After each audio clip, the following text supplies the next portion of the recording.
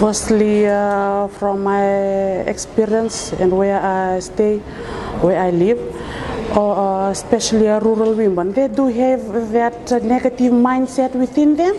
So we need to empower them to come out from that mindset and participate more into meetings so that they have the strength to voice out their ideas and thoughts in whatever area they want to voice out from. We strengthen this kind of collaboration, like the divisional consultation or this national consultation. This is where we come in and support each other and affirm one another and get empowerment so that we can support women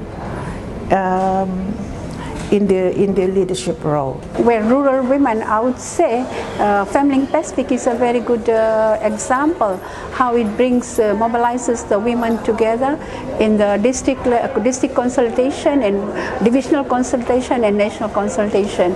It's where all the women, they meet and they discuss on the important issues, and then it goes top, bottom and bottom up, and then things work out well. We have seen with the current performance of the FemTALK Pacific, the way it has been organizing.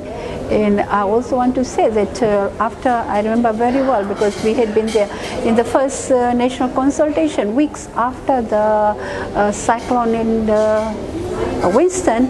This was the first group which organized the women together. They came together and they shared their experiences, and from there we took the recommendations. By empowering them and sharing information with the women in the community. It can be supported through networks. If more networks can be done so that it can empowered, so that we can empower women to be the leaders. Women can be supported in decision making. We, as I mentioned, like we have NGOs, like I belong with this good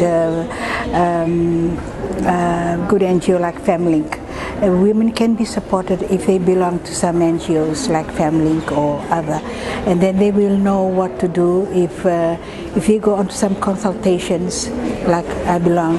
They will know what to do. In decision making, yes. And now I belong with FemTALK. When I go back with the small groups that the women belong, which I go to, and I consult them what I have learned and telling them what they have to do next. Women should be involved in leadership roles and should be in all decision-making process.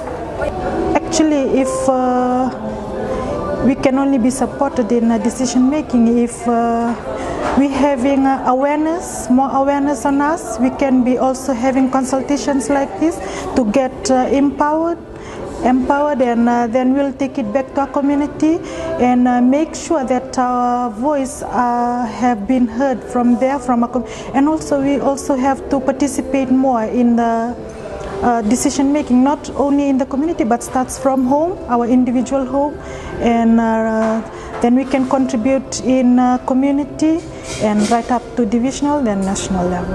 I think for that to happen, we need a very strong legislation that protects the participation of women. And at the moment, we have a legislation that protects 30% participation, but now we see that that's not happening.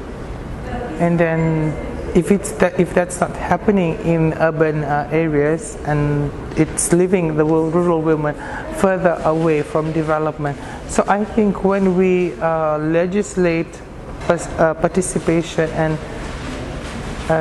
for example 50% men, 50% women, this creates a atmosphere of accountability and good governance, and it would probably ensure and enable rural women to join these levels of decision making. If we can have 30% of women to be involved in decision making, I think we can give it a go.